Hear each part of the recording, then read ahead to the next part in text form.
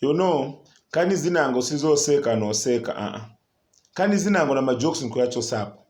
There is no way muntu ali na nzeru landlord angabwere kulundira manyumba muri time yamene tipitamu.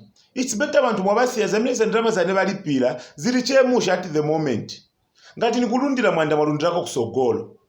Someone just called me kuti nyumba balundira ba landlord from 1,300 to 1,800 kwacha. And because the standard of living has gone high. Manja uja wamene uikila eve. The standard of living has it gone down because balundira konse vintu balundira. Then ndiye pamene oenda kulundira mzako nyumba. Umuona nomuona kuti nakunchito sayenda vintu sivili musha ali busy aikatuma maski kumphuno mungani uja amene amvera chonunkha muntu. Then ndiye pamene oenda kuli mzako kuti no, I've increased the house rentals from 1,300 to 1,800 kwacha. Kuti ndrama zichose kuti manje mzako amene olundira vintu. Olo makamaka imwe marandroza ulati chintu suna chivutikire ni brother wako lo sister wako amwalira afa ndiwo wankhala manje landlord. It's who is having those bad manners.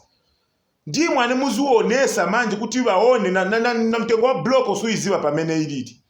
Suuziwa mtengo wa bloko Olo kameda kamanzi kanenzo tapira manzi mwine kuti apange nyumba jasuka ziru. It's because wankhala cheka administrator ka opo manje tu ambolundira vintu banzako. Kwa mene ona kuti vintu vilimushe ni kuti. Kwa mene ona kuti vintu vawama ni kuti. Amena aba amuna kula no waona kuti amuna bao bana girlfriend bapaya amuna bao iwo waenda bakukwatira chimwe amuna chili benzeru bakukwatira bambo kusunga ndiwo li busy kwambo enda kuli maintenance. You don't know how much I spent on this house. Suzo mwana futikira njala nezo gona pomanga nyumba. Mwine akudya magenke pansi. Iwo wambolundira manyumba kuno. No.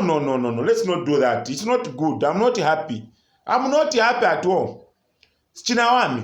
Ulundire muzako nyumba. Uona kuti avutika muntu. Nayo boma ikamba kuti funa pali ponse.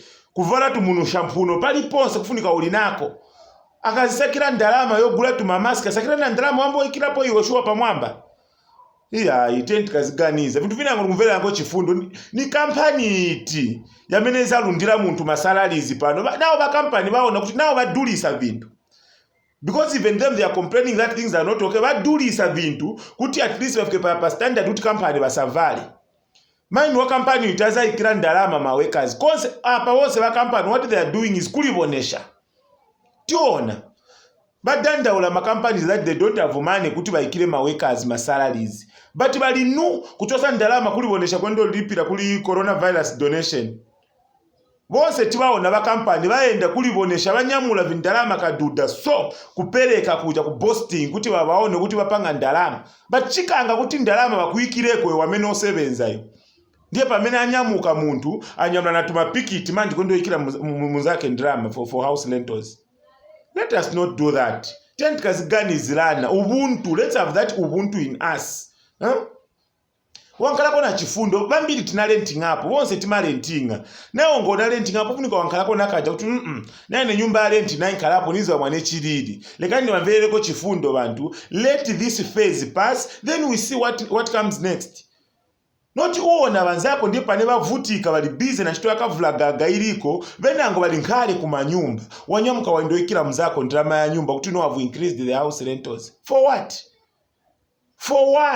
what chifundo mkazi nkala nacho vambiri malandlord bajara anayamba nyumba kumanga eka mshemushi bali nachija chifundo chikwa banamvera mwanchina mvekera pomanga nyumba chikwa bana renting up. Noti imo tumarandroad yakuti lakapela ni brulu wako anafa kusira kanyumba ndipo muvuta maningi. Wabwela chabo endo ikire mzako nyumba. Chifukwa bakazi banapaya amuna wao bakukwatira yo chumwa muna ndo oli nu kwendo ovutisa abantu kuti no naikira manyumba inavutika unavutika vichali wenzeko pamene enzo manga nyumba mwina kaliba mwalira.